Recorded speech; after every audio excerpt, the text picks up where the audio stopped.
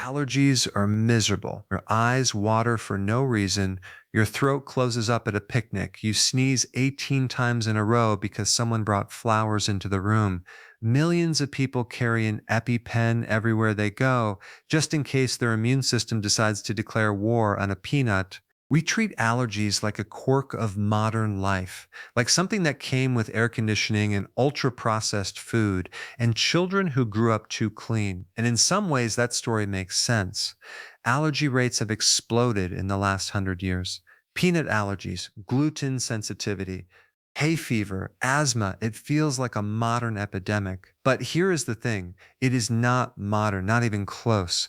Allergies are ancient, and the reason they exist at all is one of the strangest and most fascinating stories in the entire history of the human body. Let's start with what an allergy actually is, because most people have it slightly wrong.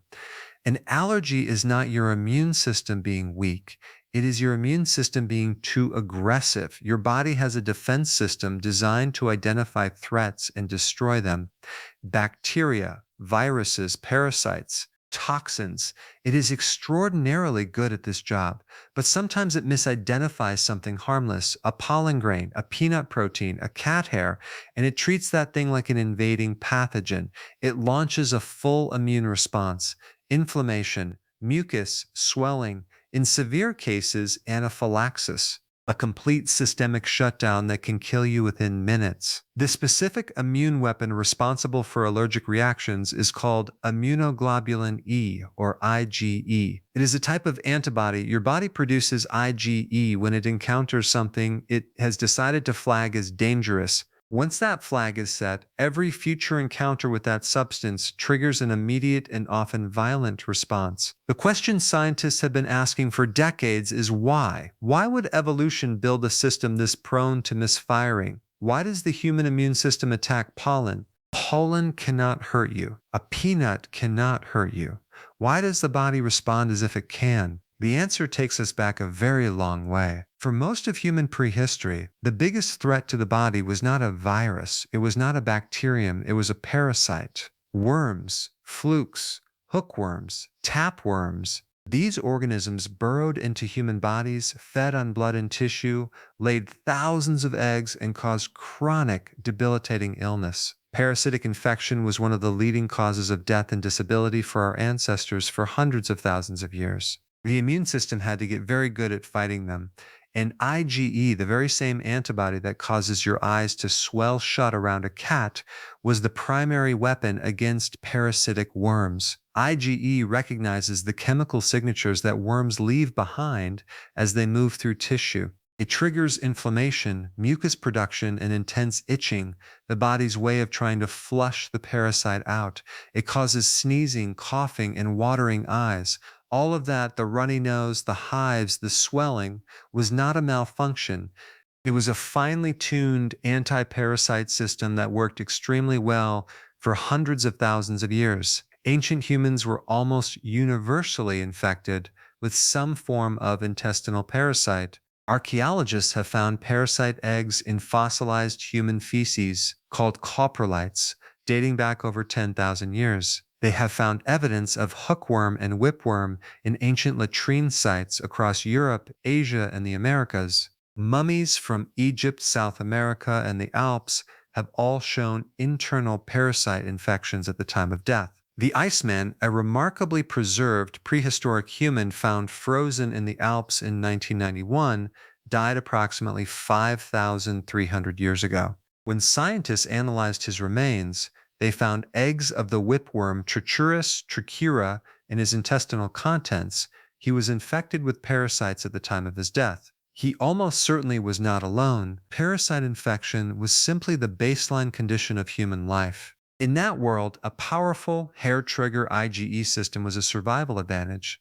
The body that reacted fast and hard to parasite signatures lived longer. The body that did not react strongly enough died from the infestation. Evolution selected for sensitivity. It selected for aggression.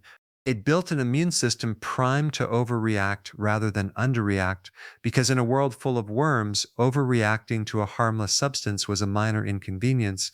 Underreacting to a parasite could kill you, so ancient humans almost certainly had allergic responses. The biological machinery was there, the antibodies were there, the inflammatory pathways were there. But here is what was different. Ancient humans were almost always fighting real parasites. Their IgE system was busy, it was occupied, it had actual enemies to target. The immune system was, in a sense, calibrated by constant exposure to genuine threats. Modern humans, particularly in wealthy industrialized nations, have largely eliminated parasitic infection through sanitation, clean water, and medicine. The worms are gone, but the immune system that was built to fight them is still here. It is still primed. It is still looking for a target. And in the absence of parasites, it finds one in pollen, in peanuts, in pet dander, in dust mites.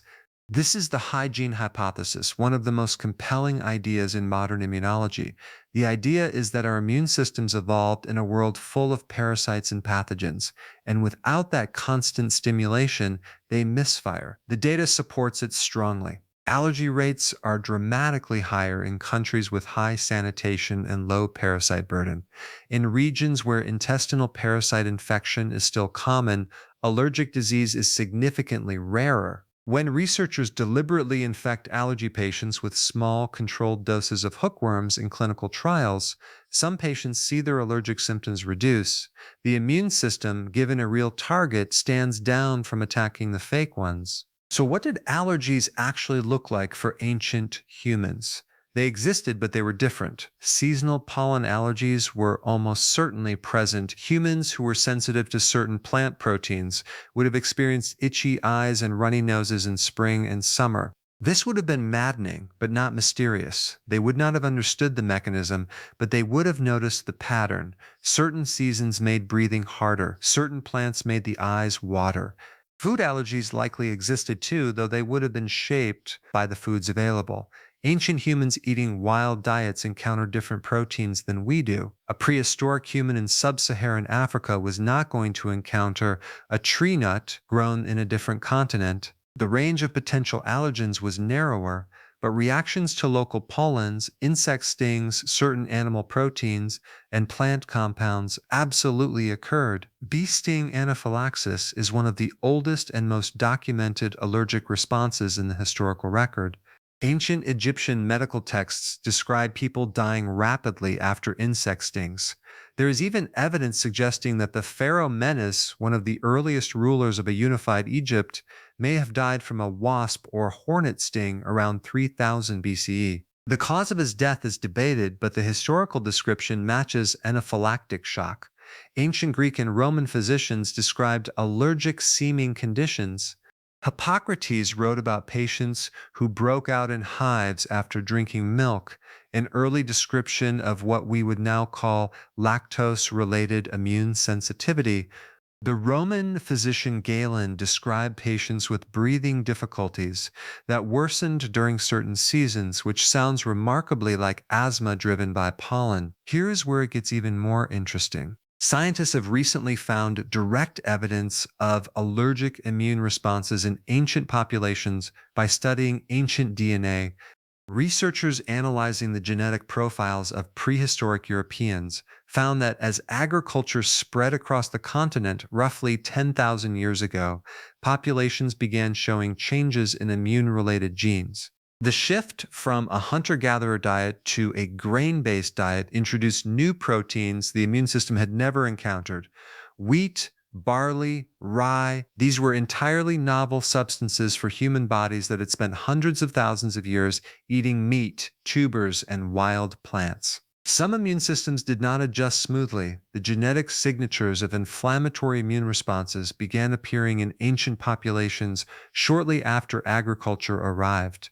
In other words, the agricultural revolution may have triggered the first major wave of food sensitivity in human history. Ancient farmers getting sick from the very crops that were supposed to feed them. So why are allergies so much worse today? 3 reasons. The first is the parasite gap. As we covered, The immune system without parasites to fight is an army with no war. It finds conflict wherever it can.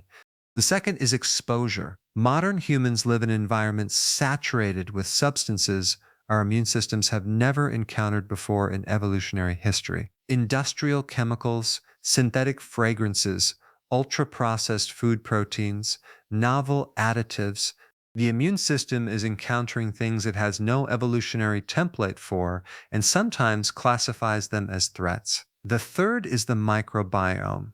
Ancient humans had dramatically more diverse gut bacteria than modern humans do. Antibiotics, processed food, and sterile environments have reduced microbial diversity substantially. The gut microbiome plays a critical role in training the immune system and teaching it the difference between harmless and harmful. A less diverse microbiome produces a less calibrated immune system, one more prone to misfire. The story of allergies is really the story of a system built for one world trying to operate in a completely different one. For hundreds of thousands of years, humans lived in a world full of parasites, pathogens, and microbial richness. The immune system evolved to match that world precisely. It was aggressive, fast, and sensitive. It had to be. Then, in the span of a few centuries, that world changed almost completely. The parasites vanished, the microbial diversity collapsed, the novel substances multiplied, and the immune system, ancient and inflexible as evolution always is, kept doing what it was built to do. It just no longer had the right targets. An allergy is not a glitch, it is a ghost. It is your immune system still fighting a war that ended 100 years ago, still looking for the parasites that shaped it over millions of years of evolution, still doing its job perfectly for a world that no longer exists. Ancient humans got allergies, but they also gave their immune system something real to fight. We took that away, and in doing so, we accidentally turned one of the body's most powerful defense systems against itself. That is one of the oldest and strangest ironies in human history. The cleaner we made our world, the sicker some parts of us became.